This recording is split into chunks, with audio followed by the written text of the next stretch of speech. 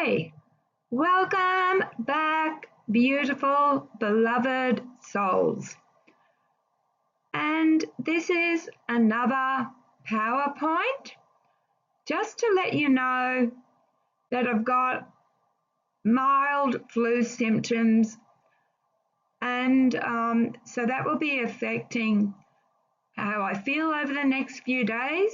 I've also got an x-ray sometime of my back because I'm suffering from thoracic back pain. But let's get on with the show. So this is how grief and trauma affect psychic gifts.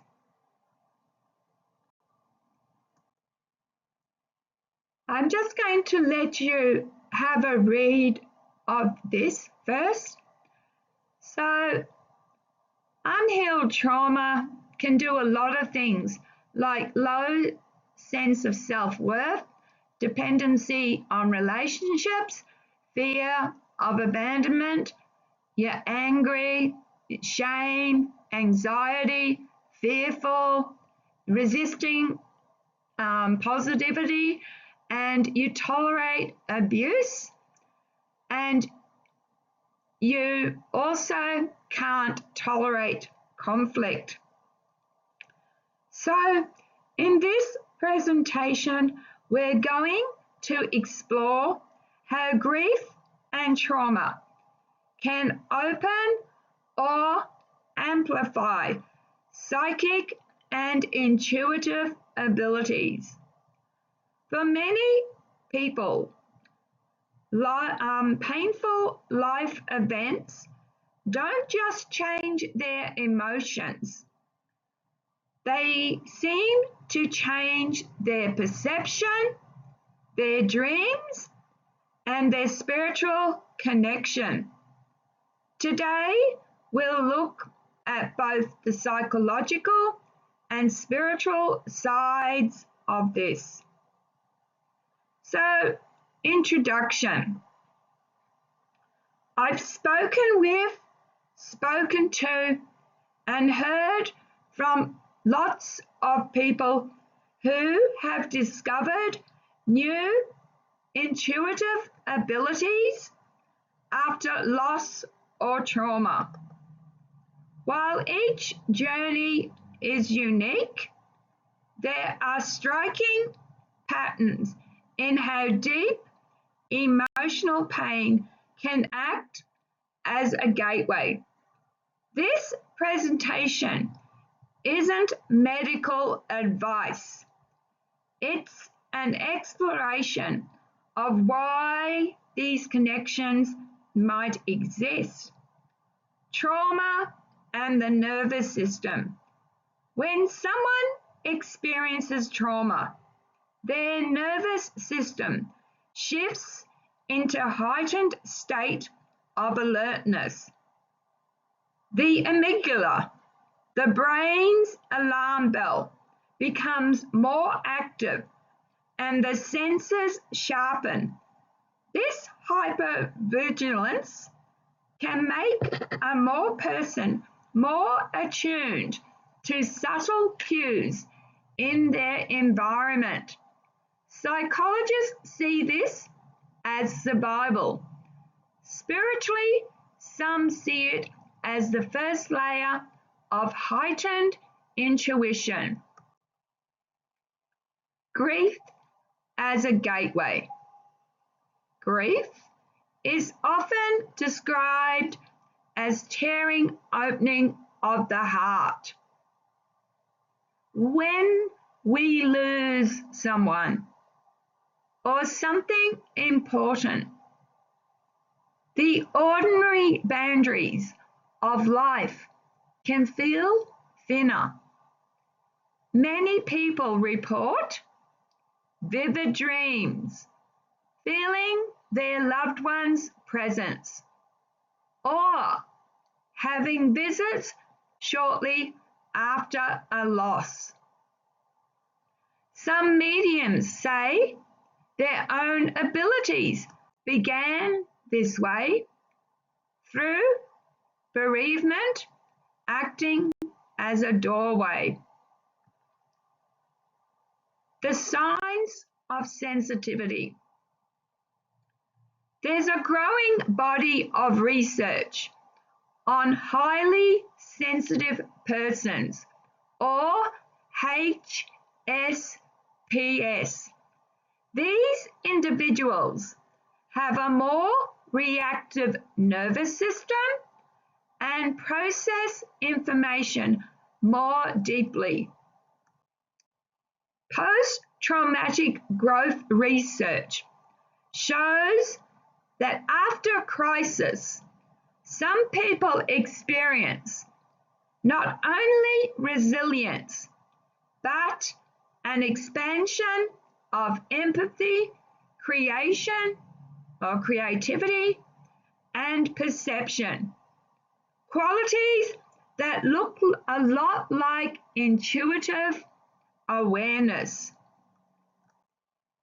Spiritual perspective. From a spiritual view, some believe that souls choose difficult experiences to develop compassion, healing abilities, or to serve others. Trauma can thin the veil between the physical and non-physical worlds. This doesn't mean trauma is desirable, but it can be transformative, opening senses we didn't know we had. Risks and boundaries. Heightened sensitivity also brings challenges. Without grounding, a person can feel overwhelmed, drained, or confused about what is intuitive versus what's anxiety. It's important to build healthy boundaries through therapy, meditation, or support groups, so the gift stays balanced.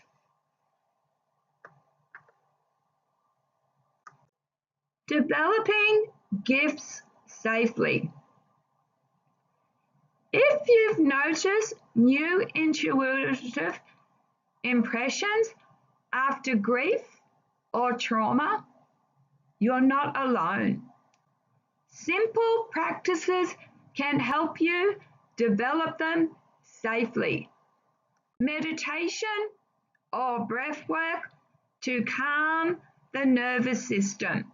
Spending time in nature to stay grounded, and journaling dreams or intuitive hits to track patterns.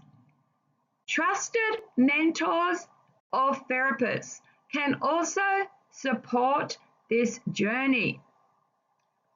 Now I'm going to share my own traumas.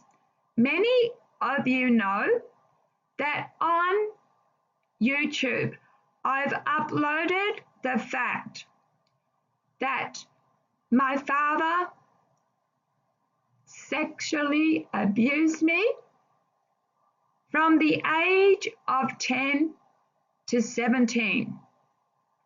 You also know that as a teenager, I was gang raped.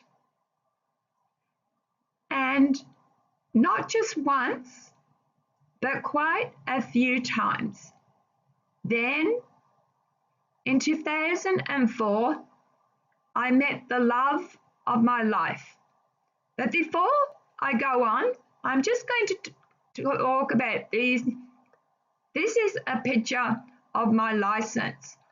On the right was when I was still a drug addict.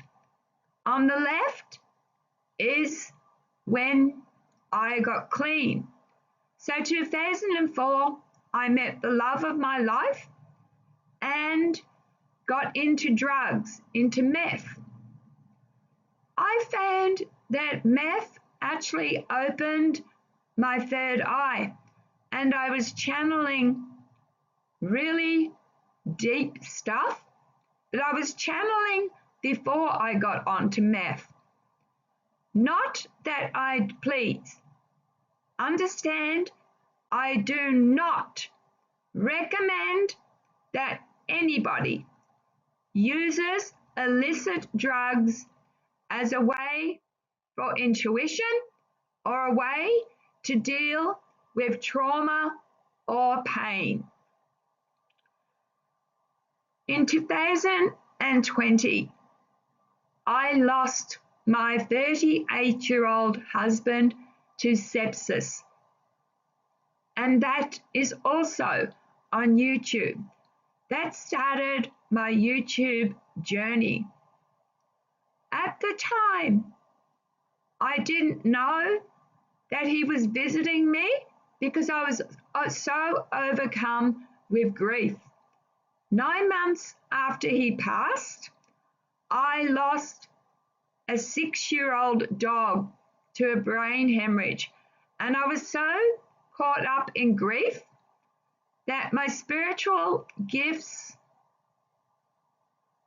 were put on a back burner.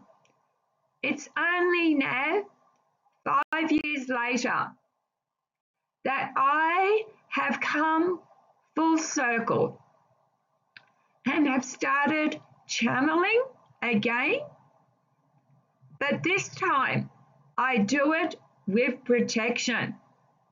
This time when I do channeling, I always ask guides of love and light to protect me. And I want you to know that also about 3 years ago, I got therapy for my trauma, for my grief, and I'm still in therapy. I suffer from mental health conditions, including PTSD, anxiety, borderline personality disorder, and a query over ADHD. And I found that after therapy, my mind has been opened again. I upload paranormal events that are happening. Now that I've healed my trauma, the veil has got thinner again, and Rob can come through and does come through. The motion sensors are affected, and I've shown many videos of orbs. All right, that's my sharing of my personal story. So now, conclusion and empowerment. Your pain doesn't just leave scars. It can also become the channels through which light flows. If you're walking through grief or healing from trauma, know that your sensitivity is not a flaw. It may be part of your unique path. I invite you to share your own experiences in the comments below. Your story might just help someone else. I also want to let you know that I am an author and I've covered grief in books from Amazon. I did a course, 8-week journal on grief for healing, and also I have authored other books published by Amazon. Some close to this, buttons and triggers, and also metaphysical, spiritual channeling books. All right. Thank you for watching. Please be kind to each other and to yourselves, and cherish every moment. Live it like it's the last. Love, light, and blessings. And I want to say that if this has raised concerns for you, please seek someone you trust, whether that be a medical person or a close friend or a family member, because your life matters and you are loved. Bye.